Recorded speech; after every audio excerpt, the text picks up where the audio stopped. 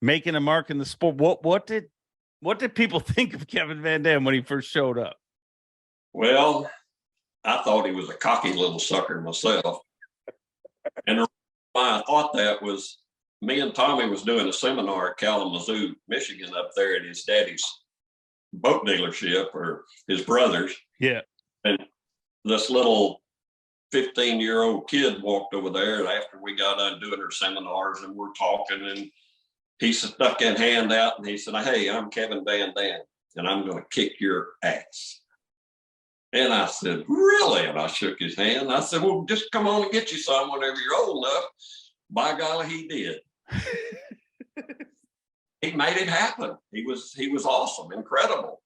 And, he was very similar to me in ways, because he's been in the outdoors his whole life. So there's nothing that gets him out of whack. He fished a little too fast in the very beginning, but if you notice later on, he figured out that fish fast, but slow down.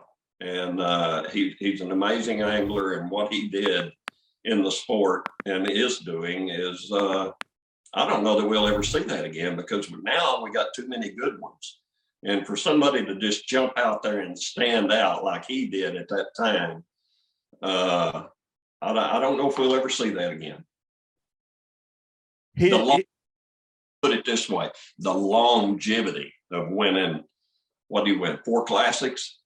4 classics, 7 Angler of the Years, and he's qualified for 25 classics.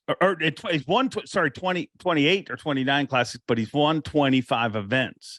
That's where I was going with that, which is unbelievable. It's for one man to do that. And I'm not going to say it's not going to happen, because stuff happens, you know that. And there can be one of these little high school kids come along and he's just got nothing but a one-way brain of winning tournaments, and it can happen. But with so many good competitive fishermen like there is now, he's really going to have to be a distinct individual. That statement you made about Kevin when he first met you, that's a legendary story, but you hear stories like that about Tom Brady. Tom Brady walked up to Robert Kraft, a 6th-round draft pick, and introduced himself as, "I'm Tom Brady, the best decision or best draft pick you've ever made," or something like that, or best decision this team's ever made. And I'm sure Robert Kraft at the time thought, "Oh, well, wow, no, 6th rounder is pretty cocky." But is that cockiness, do you think there's part of that needed? When you're in your young 20s, you're trying to overcome years of knowledge. Is it needed to have that kind of, that self-confidence? Yes, without a doubt. That self-confidence that he had, it was bubbling out of him. And, me and Tommy were standing there together when he said that. He didn't just say it to me. He just said it to both of us. And Tommy said, "Boy, he's a confident little sucker, ain't he?" And I said, "Yeah, he is."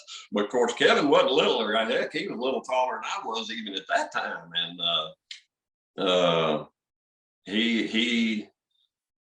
I'm going to say he was good at that time, and he knew he was going to be good, and that's just the way he was. When I was 20 years old or 27 years old, when I first started fishing bass, I thought I could catch one in a commode. And that's how confident I was. I was going to catch fish. It didn't matter where you took me. And, but that to come from a kid, I had never heard that in my whole life. And that, I said, well, that's from him being from Michigan.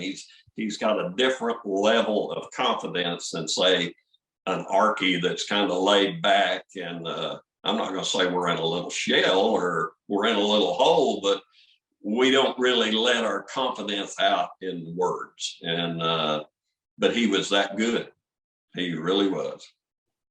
Yeah, he definitely backed it up. And I'll be honest, even when our families get together and we go and do, he said that to me about cornhole games. "You want to play cornhole?" "Oh yeah, sure, Kevin. I'm going to kick your ass." So, he hasn't changed.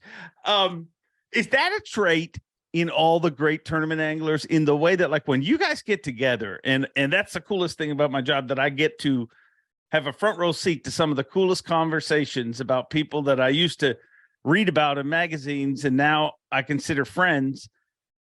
But man, you guys are all competitive. Like, it doesn't matter whether it's fishing, hunting. I mean, like, phones come out and people start scrolling. Look at this thing that showed up on my camera. Is that a trait, that competitive, that always wanting to beat the other angler? Is that a trait you need to have to be a great angler?